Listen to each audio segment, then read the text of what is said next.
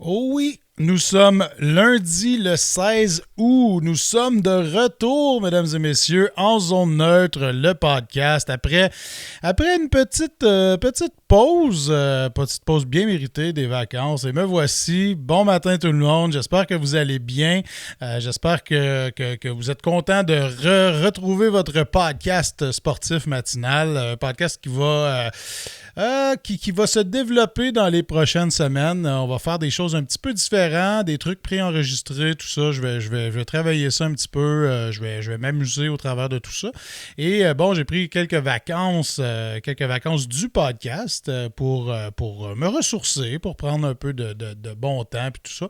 Donc, de retour ce matin et vous avez peut-être pu remarquer sur mes réseaux sociaux que j'étais du côté de Trois-Rivières en fin de semaine pour le Grand Prix de Trois-Rivières. Donc, je vous en parle en détail au cours de l'émission ce matin. Et juste prendre le temps de remercier l'Auberge et Club de golf Héritage à Notre-Dame-de-la-Paix, présentateur, peu importe, du podcast ce matin. Réservez vos temps de départ. Il y a du beau temps. La chaleur, la canicule de la semaine passée vient de nous laisser la place à du bon golf dans des conditions un peu moins chaudes cette semaine. Et le reste de la saison va être formidable. Le terrain est en parfaite condition. Réservez vos temps de départ au 819-522-6622. Donc voilà, j'en ai parlé, je suis de retour ce matin et j'ai vécu toute une expérience en fin de semaine. J'étais du côté du Grand Prix de Trois-Rivières pour la couverture. J'étais dans le fond ce qu'on faisait avec djradio.ca. On était en ondes sur la radio, sur la station de radio, mais on était aussi diffusé dans les haut-parleurs du Grand Prix. Donc c'est moi qu'on entendait, directement sur le site quand il n'y avait pas de course en fait, et on faisait l'ambiance musicale aussi, donc sélection musicale de Daniel Tanguay là, qui était aux commandes de la console et qui contrôlait tout ça, mais on a eu vraiment du plaisir et j'ai découvert une atmosphère complètement incroyable. J'ai rencontré des gens formidables en fin de semaine, des gens qui c'était la 51e édition du Grand Prix en fin de semaine et il y a des gens qui ont été là à partir du début, qui étaient avec nous en fin de semaine, donc j'ai eu la chance de participer à tout ça. C'était vraiment, vraiment cool et nous étions situés là, dans une espèce de vieille bâtisse. Tous les médias étaient là, donc RDS qui faisait la couverture du Grand Prix et aussi les commentaires. En tout cas, c'était diffusé là, directement sur RDS. Il y avait aussi TSN qui était avec nous. Il y avait TVA Nouvelles qui était là aussi. Donc, super intéressant d'apprendre un petit peu sur qu'est-ce que tout le monde fait dans un événement comme ça. Et c'était vraiment génial. J'ai rencontré notamment les gens de RDS, là, André Beauchesne, Gérard Saint-Germain, bref, il y avait Frédéric Beaulieu qui était là, Anthony Marcotte qui a fait la description de certaines courses aussi. Donc, tout ce beau monde-là, c'est des gens qui gravitent autour du Grand Prix, pour la plupart depuis des années et des années, mais c'est des gens avec tellement... c'est des showman, hein? C'est ceux qui animent, là, on les entend sur le site pendant les courses, donc c'est complètement fou la description qu'ils font des événements. C'est fou, c'est vraiment là, c'est un monde de entertainment. Moi qui viens de l'humour, qui est habitué de grimper sur scène pour justement entertainer les gens, divertir les gens, les faire rire, tout ça. J'ai appris un autre métier complètement, là, la description, l'animation en direct d'événements sportifs comme ça. Complètement fou. Et je me suis vraiment amusé dans mon animation à moi à essayer d'être le plus professionnel possible. Je me suis vraiment amusé. J'ai vraiment trippé faire ça. D'être écouté sur place, live, avec de 5 à 10 000 personnes. C'était difficile de savoir combien il y avait réellement de personnes sur le site. Mais bref, les matins, j'étais en ondes directement sur le site du Grand Prix. et aussi à l'heure du midi. Et on avait préparé, grâce à l'équipe là, en place de communication, parce qu'on était un petit groupe de 4-5 personnes là, qui ont travaillé sur ça. Et moi, ma job était live et bon, il y avait des entrevues qui étaient préenregistrées, qu'on présentait pendant l'émission et qui jouaient aussi dans les gradins du Grand Prix de Trois-Rivières et qui ont été menées de main de maître là, par Nancy Gilbert et Marie-Laurence Paquin. Nancy Gilbert, qui est vice-présidente corporative chez Autosport Québec, qui avait conduit des entrevues dans la semaine menant au Grand Prix. Et Marie-Laurence Paquin aussi, qui avait fait la même chose. Et elle est instructrice de pilotage, cascadeuse, pilote aussi. Donc, c'était vraiment intéressant. Il y avait des gens qui sont venus nous parler à propos de la course. Et étant un fan de Formule 1, je connais un peu la course, mais je connais pas la course autant que de le vivre réellement sur place lors d'un Grand Prix avec des séries automobiles qu'on ne connaît pas nécessairement, le grand public, tout le monde. Il faut vraiment être un fan pour être un féru puis bien connaître les séries qui se déroulaient là.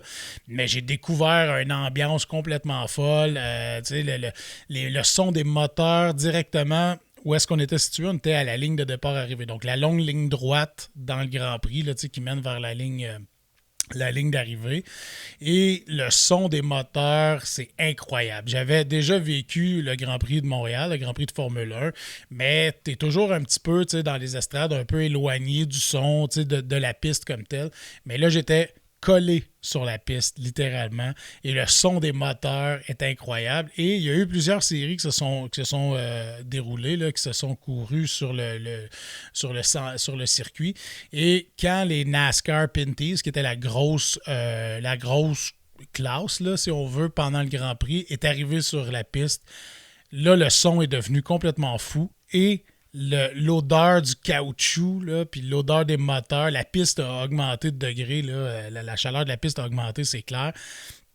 C'est incroyable, le son qu'on entend directement sur le côté de la piste. Là, ces moteurs-là grondent là, comme ça n'a aucun sens.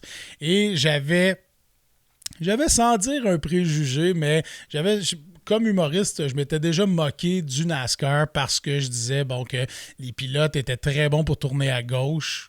Mais c'est tout parce qu'ils font juste ça.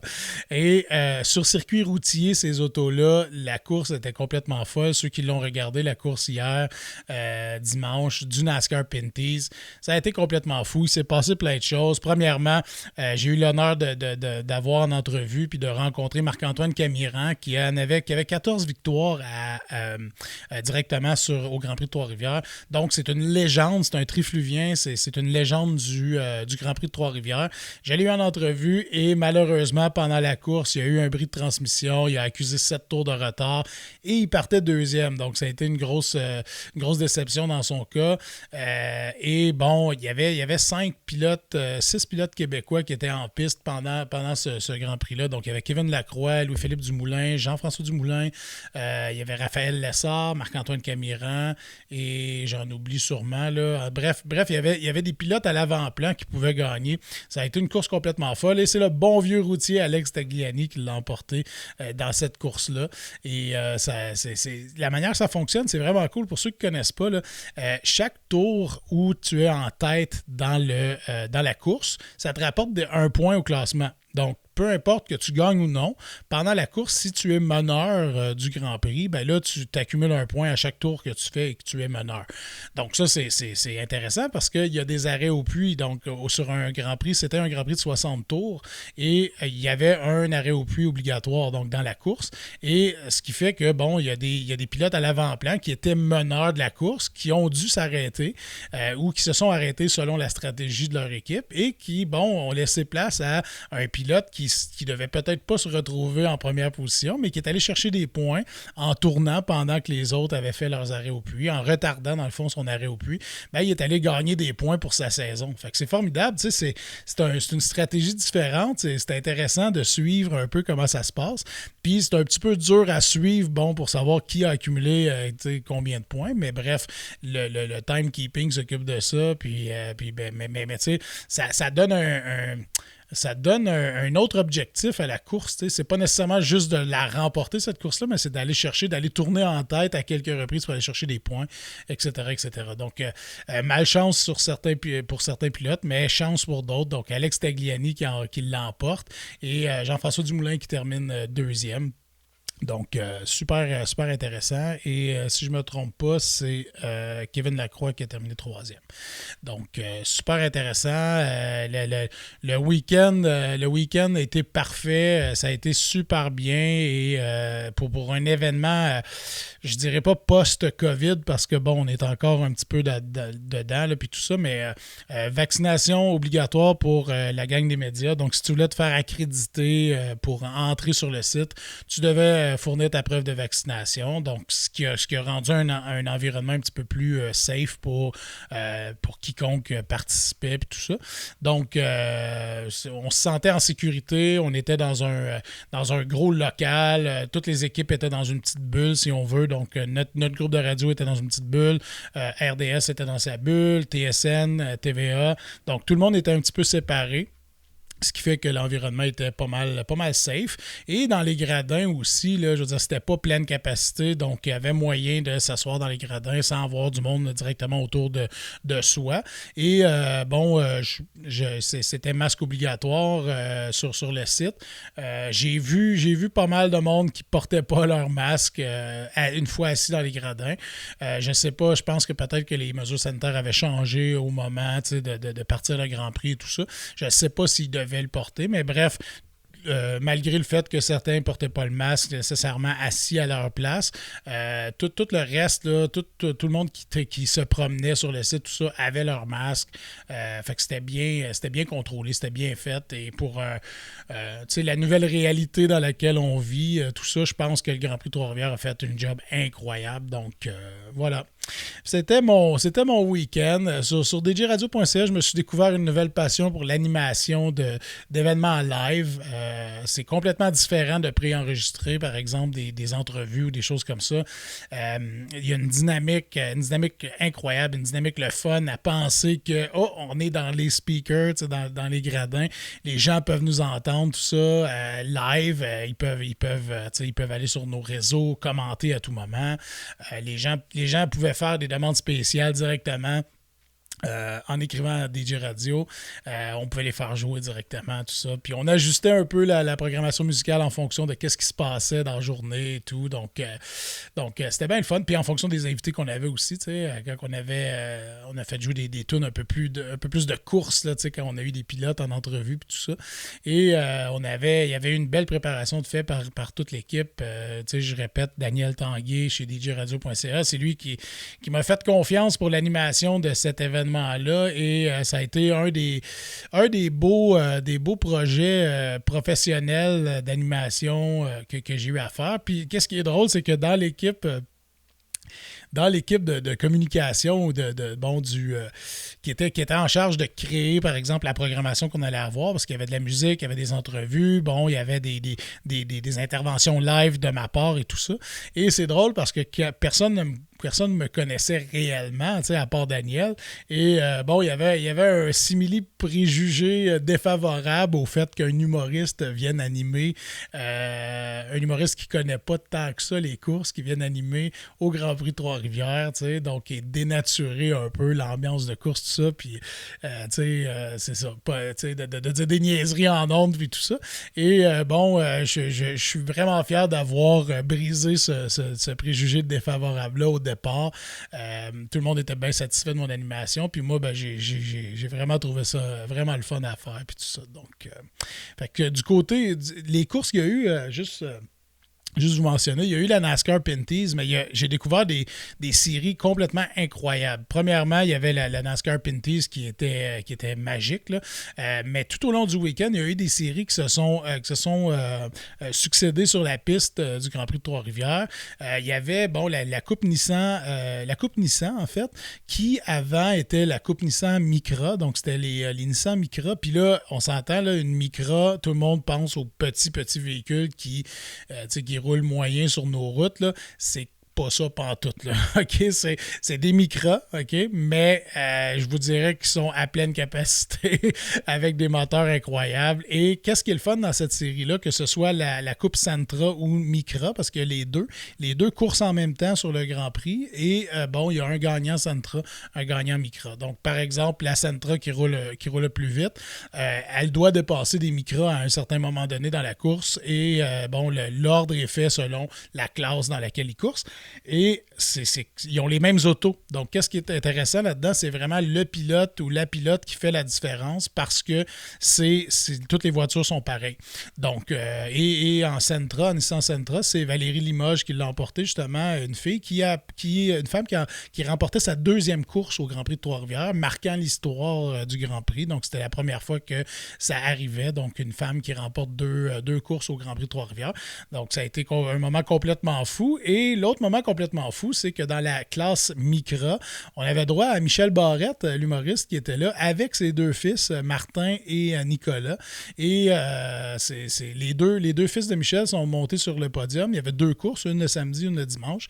Et bon, les deux fils à Michel sont montés sur le podium. Et c'est complètement fou. Il y a un de ses fils qui fait la série au complet et l'autre c'était sa première course. Et à sa première course, si je ne me trompe pas, c'est Martin, remporte la troisième position, ayant pas coursé de l'année, arrive à Trois-Rivières, monte sur le podium et le lendemain, c'était l'inverse. C'est Nicolas qui a monté sur le podium. Fait que vraiment intéressant. Tu sais, ceux qui trippent Formule 1, mettons, puis tout ça, là, c'est vraiment intéressant c'est vraiment cool de s'intéresser à ces séries-là qu'on connaît pas. Et, tu sais, on voit des courses des fois, tu sais, c'est diffusé le samedi matin, RDS, tout ça, puis on porte plus ou moins attention à qu'est-ce que c'est si on n'est pas un fan fini de course et tout.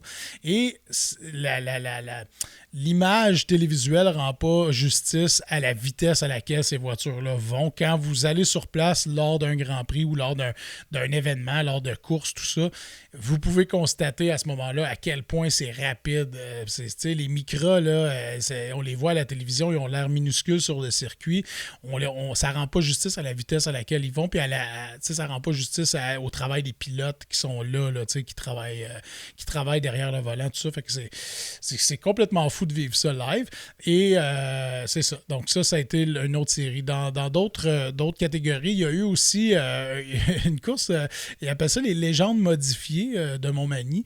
Et c'est des voitures qui sont en apparence un petit peu vieillots, là, le vieux cockpit carré des premières voitures, si on veut.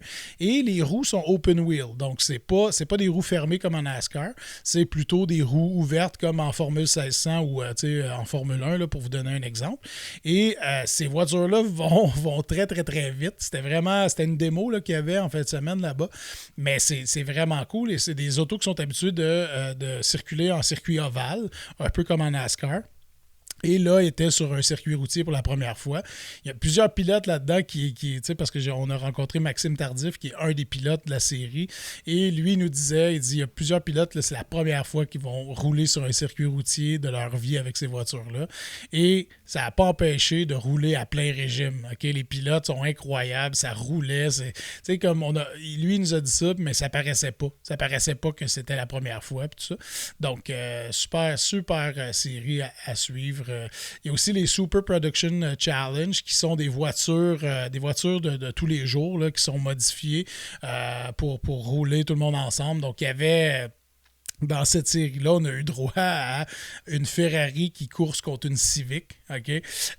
Bien entendu, on parle des châssis là, parce qu'au niveau du moteur, tout ça, il y a quelques différences. Mais ça aussi, c'était vraiment intéressant de voir ça.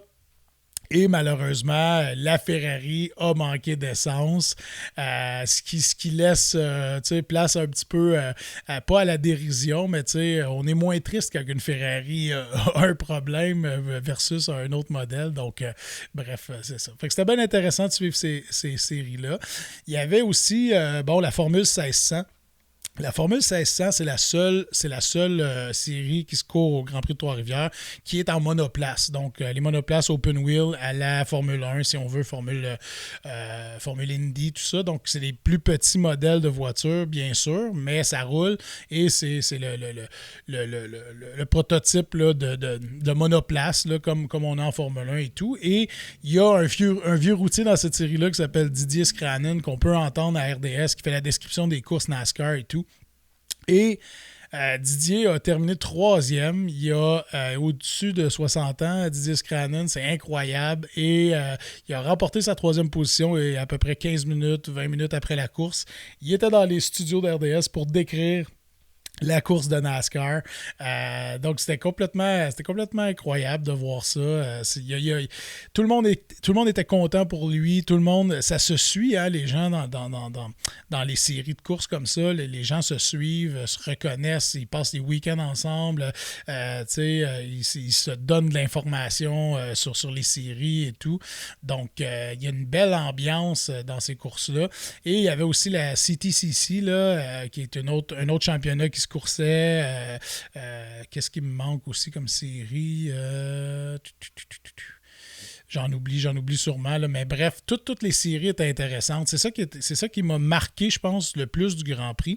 C'est que peu importe c'était quelle série qui était sur la piste, ça a été génial du début à la fin. Pas d'accident majeur. Il y a eu des bris mécaniques, c'est sûr, qui ont été un peu plates du côté, surtout de Marc-Antoine Camiran, là, qui est une légende du Grand Prix de Trois-Rivières. Mais sinon, là, si on met ça de côté, les bris mécaniques et tout, il n'y a pas eu de gros accrochages, de gros accidents. Là, donc, ça a été libre de course, si on veut, pour les pilotes. Puis ça a été fantastique. Ça a été un des points qui a été rapporté justement par les gens que j'ai eu en entrevue. J'ai eu l'occasion d'avoir en entrevue justement Philippe Brasseur, qui est rédacteur en chef de Pole Position, le magazine de course au Québec. J'ai eu Tania Baudin, qui était analyste à RDS. C'est elle qui était dans les paddocks là, pendant la course NASCAR et pendant d'autres séries, qui rapportait justement les commentaires des pilotes, les commentaires des intervenants directement en direct sur RDS. J'ai eu en entrevue aussi le pilote Marc-Antoine Camiran. On a eu des entrevues préenregistrées avec des pilotes de NASCAR aussi. La famille Whitmer, qui est une famille qui ont été présents à tous les Grands Prix, si on veut, là, à Trois-Rivières, qui ont eu 50 départs et plus. L'équipe du Moulin aussi, qui sont des légendes à Trois-Rivières, qui participent depuis des années, qui en étaient, je pense, à leur aussi 50e départ. Bref, ça a été un beau week-end, la chance de rencontrer plein de gens super intéressants. Donc, les présidents de chacune des compétitions, des coupes, la Coupe Nissan, Jacques Dehay qu'on a eu en entrevue, Marcel Lafontaine qui est à la Formule 1600 qu'on a eu en entrevue, super intéressant, Dominique Saint-Jean qui est pour la Super Production Challenge. Donc, on a eu que du bon, que c'était vraiment le fun. C'était vraiment le fun de jaser à tout ce monde-là. Et le principal point que j'ai soulevé avec tous ces gens-là, c'est que c'est des passionnés de course. Peu importe la série dans laquelle ils sont, ça a été magnifique de les rencontrer et tout. Sinon, dans le reste du monde du sport, parce que pendant que moi j'étais à Trois-Rivières, coupé un peu du monde du sport, dans le baseball majeur, les Blue Jays qui ont pris un petit congé, on dirait, hein, qui ont aligné 3 défaites de suite. Hier soir, ont repris le sentier de la victoire de 8-3 contre les Mariners de Seattle. Donc, à suivre, ils sont en congé aujourd'hui lundi, reprennent du service mardi, voir si les Blue Jays peuvent au moins rattraper les Red Sox en deuxième place là, pour le Wild Card Race. On va voir comment ça va se passer. Du côté du baseball majeur. Sinon, j'ai pas sorti tant de stats là, pour vous ce matin. On continue de suivre un peu ce qui se passe un peu partout dans le sport. Mais voilà, je voulais vous parler de mon expérience, en gros, de la couverture au Grand Prix de Trois-Rivières. Ça a été magique, encore une fois, je le répète. Ça a été des beaux moments. J'ai rencontré du monde vraiment fascinant. Du monde des passionnés de course. Et dans les prochaines semaines, on va avoir des invités. Je vais avoir des invités sur le podcast live, justement, que j'ai rencontré pendant mon week-end. J'ai rencontré Babu de Radio Énergie, de RDS, parce qu'il fait aussi de la couverture avec RDS dans certaines séries, et qui s'occupe de Raphaël Lessard. Raphaël Lessard, qui est un pilote incroyable, je pense qu'il a 19 ans, Raphaël. Il a participé, je pense, à toutes les courses en fin de semaine, quasiment. Très occupé, qui avait gagné les 2 premières courses en NASCAR Pinty's là, depuis le début de la saison. Donc, pilote incroyable. Donc, j'ai rencontré Babu. On a pris un selfie ensemble. Je vais l'inviter sur le podcast en espérant qu'il pourra venir participer. Mais c'est ça. J'ai rencontré du monde bien le fun, des passionnés de course. Fait que voilà. Fait que c'est tout pour ce matin. J'espère que vous allez avoir une belle semaine. On revient tranquillement. Là, je reviens tranquillement sur le podcast. Je devrais en faire quelques-uns cette semaine en matinée. Et d'après moi, je vais être de retour jeudi soir live là, pour une édition de En Zone Neutre live. Sinon, samedi, je reprends mon émission samedi matin de 8h à 10h sur djradio.ca en simultané sur iHeartRadio. Et vous écouterez ça. Vous pouvez vous abonner à la page Facebook, au groupe Facebook Zone Libre avec Simon Lavergne. Faites vos demandes spéciales, tout ça, puis je vous fais jouer la meilleure musique. Je fais une sélection musicale. On va revenir un petit peu sur le Grand Prix, comment ça s'est passé aussi pendant l'émission. Et c'est ça, une petite couverture d'actualité rapide. Fait que je vous souhaite de passer une excellente journée. Il va faire beau aujourd'hui, un petit peu plus frais, ça va faire du bien. Fait que amusez-vous bien et on se reparle probablement demain matin. All right, ciao!